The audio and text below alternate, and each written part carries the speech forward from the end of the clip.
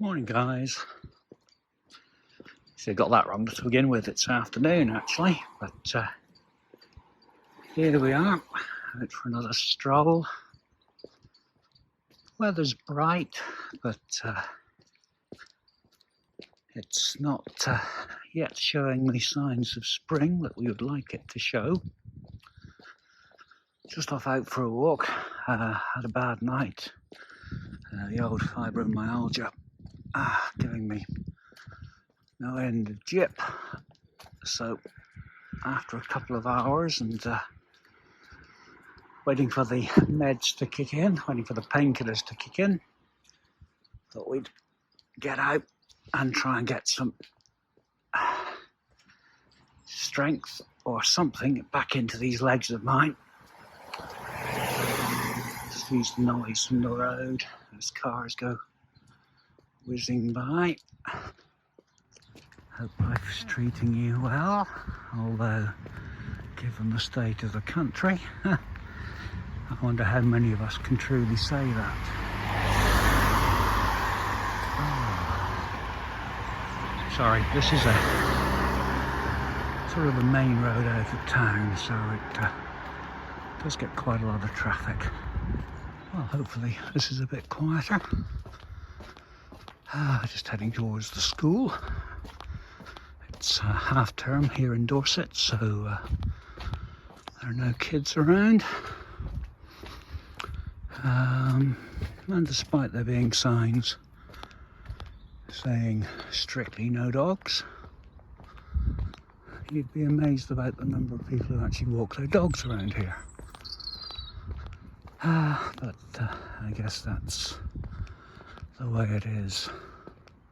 Anyway, today I thought we'd talk about autism and my diagnosis. And I was diagnosed as being autistic on the 13th of February 2009. Exactly a month shy of my 43rd birthday.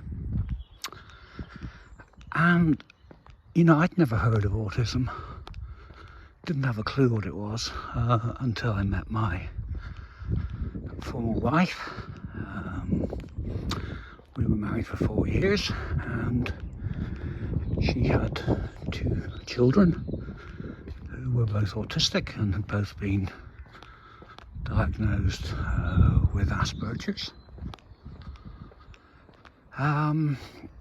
And it was only by my interactions with them that I saw the parallels. The way they played, how they coped when there wasn't a routine, their social communication, their social interactions. Sort of brought it very vividly to life, the fact that I could be autistic. It had never been mentioned at school, and I was at school in an era where I suppose autism wasn't,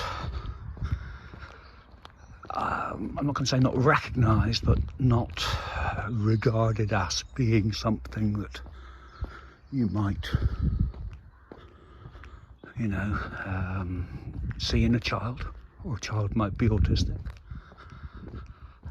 Because you were labelled naughty or inattentive or troublemaker, or, you know, they had different labels for you when I went to school from the ones that you might find applied these days.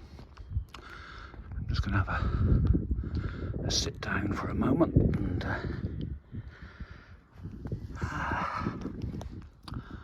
so without having been married, and without having met my stepchildren at the time, I would probably have never thought to myself to seek a diagnosis. And after we got divorced in 2003, it took 6 years to convince the powers that be in the medical profession that I might be autistic and seek a diagnosis. And as I said, I was diagnosed in February 2009 and told that my traits, if that's the word I can use, matched those of someone who should be diagnosed with Asperger's. And of course at that time it was a recognised diagnosis and it wasn't subsumed within the overall autistic diagnosis as it is now. And I suppose, like a lot of people, I hoped that the diagnosis would bring some sort of enlightenment, some sort of support, some sort of greater understanding of who I was, and it didn't. Now, there's a surprise, eh? You see, the trouble was, and the trouble still is, the lack of support for people, particularly older people who are diagnosed as being autistic. I was given the label, and when I told my mother, she said to me, and I remember the conversation vividly, "Oh, it must be quite mild," implying she hadn't noticed anything.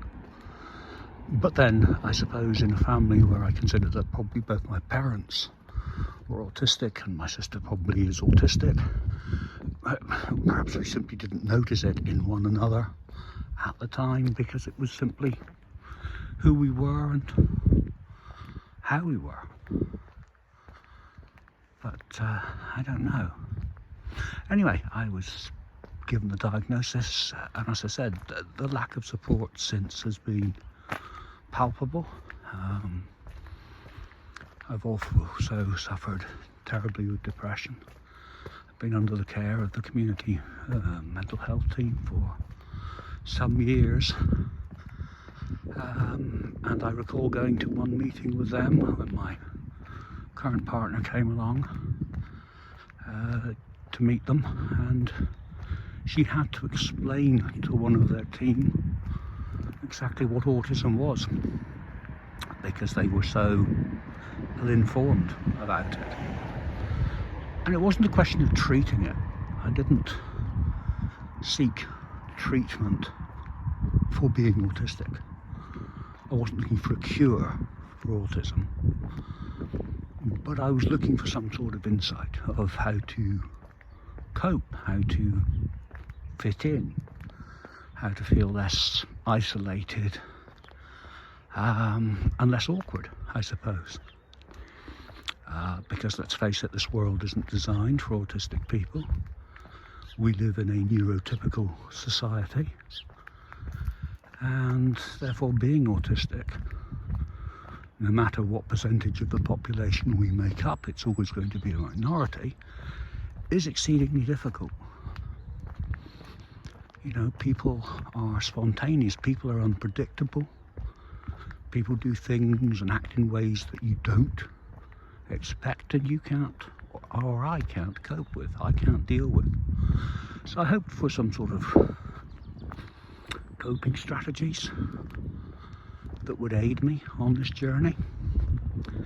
And if you're anything like me and you've been through the system, you will probably appreciate that those strategies, those coping mechanisms, were remarkably hard to come by, simply because no one knew how to help people who weren't neurotypical. And being autistic, I soon found, and having that label, I soon found, made absolutely no difference. Because I was somebody that 90% of the population couldn't get their head around. They couldn't understand how I felt, what I felt, how I thought, what I thought, why I thought what I thought.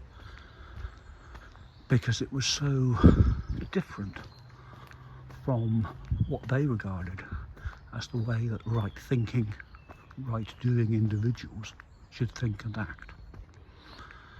And so that was a very scary situation to be in. It still is a very scary situation to be in. I find it terrifying to live in a world in which being neurodivergent, being autistic, means you're very much on the outside looking in and not part of the great global human community. I very feel like a stranger in a strange land. How about you? How do you feel? That's it really. That's a very short video. I hope it gave you a tiny bit of insight into me, a tiny bit of insight into the way I feel about things. Who knows? Perhaps it did, perhaps it didn't. You know, feel free to leave a comment.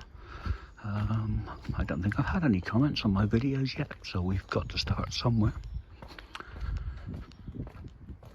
Perhaps the weather will improve and I can get out and show you some more exciting views of where I live. But in the meantime, look after yourselves, take care of one another, particularly in this strange old world, and I will catch you again very soon. Bye for now.